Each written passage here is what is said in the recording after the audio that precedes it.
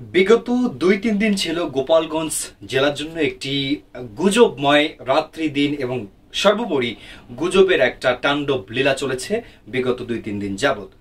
দর্শক, আমরা যেমনটা জানি শুক্রবার রাত থেকে গোপালগঞ্জের উপর যে আক্রমণ হওয়ার এক জায়গায় আক্রোশ, যেমন আমরা দেখেছি যে শুক্রবার বিকালে যেমনটা আমরা তথ্যমতে জেনেছি সেনাবাহিনীর একটি গাড়ি বহরে কিন্তু আক্রমণ করেছিল স্থানীয় জনতা।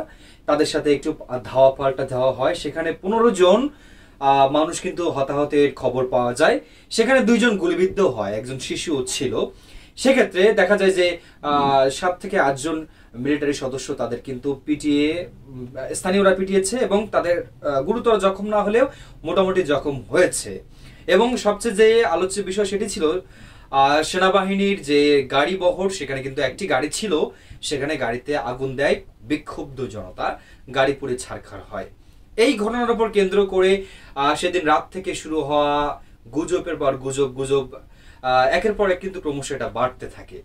যেমন আমরা একটা ভিডিও প্রথম সামনে চলে আসে, ভিডিওটা এমন ছিল যে যেহেতু গোপালগঞ্জের মানুষজন সেনাবাহিনীর উপরে অতর্কিত হামলা করেছে, গাড়ি পুড়িয়ে দিয়েছে, তার মানে সেনাবাহিনী খেপে গিয়েছে। অর্থাৎ যশোর ক্যান্টনমেন্ট থেকে দলে দলে ট্যাঙ্ক সহ গাড়ি গোপালগঞ্জের দিকে এগিয়ে আসছে। ওই ভিডিওটা দেখা যায়, আপনি ফুটেজে ভালোভাবে পজ করে দেখতে পারেন যে উপরে টুঙ্গিপাড়া লেখা ছিল, অথচ আদৌ কিন্তু ভিডিওটা সেদিনকে ছিল না।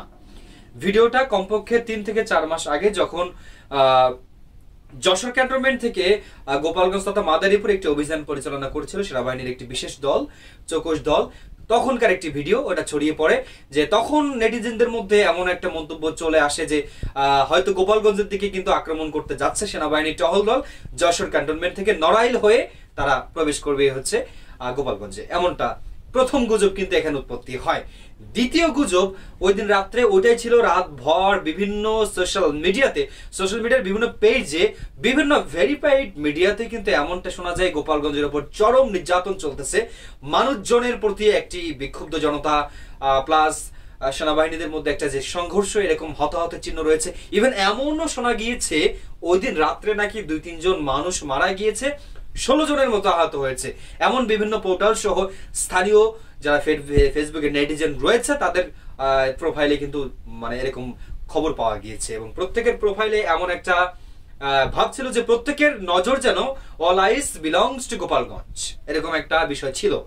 তারপরের দিন সকালবেলা যদি আমরা দেখি, রবিবার সকালবেলা সেই সমস্ত গুজব আরো প্রখর তীব্রভাবে কিন্তু সেটা ছড়িয়ে পড়ে নেটিজেনদের মধ্যে। ১ নম্বর কি, ২ নম্বর ভিডিও, এই গুজবের ২ নম্বর ভিডিও দিয়ে শুরু হয়। সেটি হচ্ছে সেনাবাহিনী পিটাচ্ছে কয়েকজন ব্যক্তিকে এবং হাত বেঁধে পিটাচ্ছে, অতর্কিতভাবে কিন্তু পিটাচ্ছে।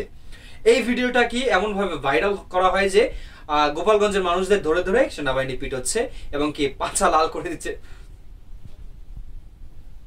এখানে কাটা যাবে, পৃষ্ঠদেশ লাল করে দিচ্ছে, এরকম বিভিন্ন ধরনের হাসি ব্যঙ্গাত্মকগুলো কিন্তু পোস্ট সামাজিক যোগাযোগ মাধ্যমে ছড়িয়ে পড়ে।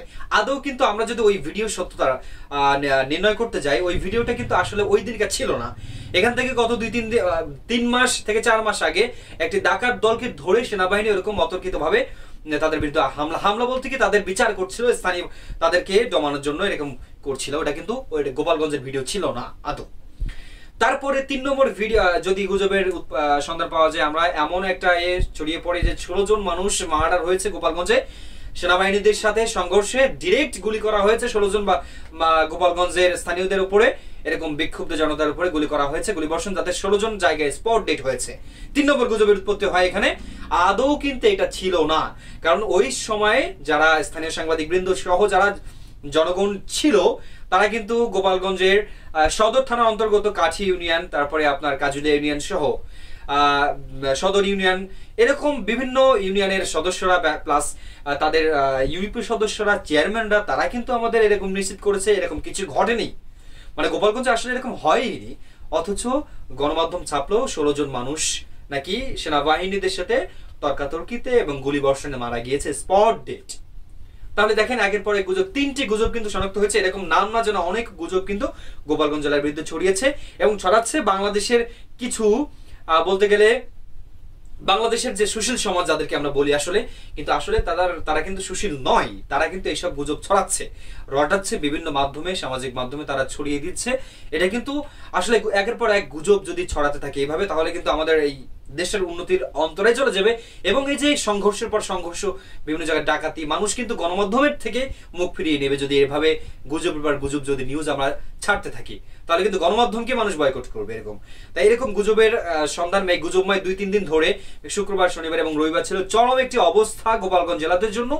এখানে এই জেলাবাসীদের নিয়ে বিভিন্ন ধরনের ট্রল প্লাস সামাজিক যোগাযোগ মাধ্যমে গুজবের যে উৎপত্তি হয়েছে তা সমস্ত 3 দিন জুড়ে চলে। পরবর্তীতে যখন এখানে সোমবার রবিবার গিয়ে গড়িয়ে সোমবার হলো, তখন থেকে কিন্তু আসলেই মানুষ জানতে শুরু করেছে কিছু নাই, কোনো গুজবই নাই, সম্পূর্ণ পরিস্থিতি স্বাভাবিক ছিল। এখনো পর্যন্ত গোপালগঞ্জের পরিস্থিতি স্বাভাবিক রয়েছে। এই ছিল গোপালগঞ্জ সর্বশেষ গুজবের অবস্থা। আপনারা গুজবে কান দিবেন না, সঠিক সংবাদ নিরূপণ করে আপনারা আপনাদের বিবেককে কাজে লাগাবেন। মানুষের বিবেকই সর্বশ্রেষ্ঠ আদালত, এটাকে কাজে লাগিয়ে আপনারা গুজব কোনটা সঠিক এটা বিবেচনা করে আপনারা সবসময় মিডিয়ার ব্যাপারে সোচ্চার হবেন। ধন্যবাদ সবাইকে।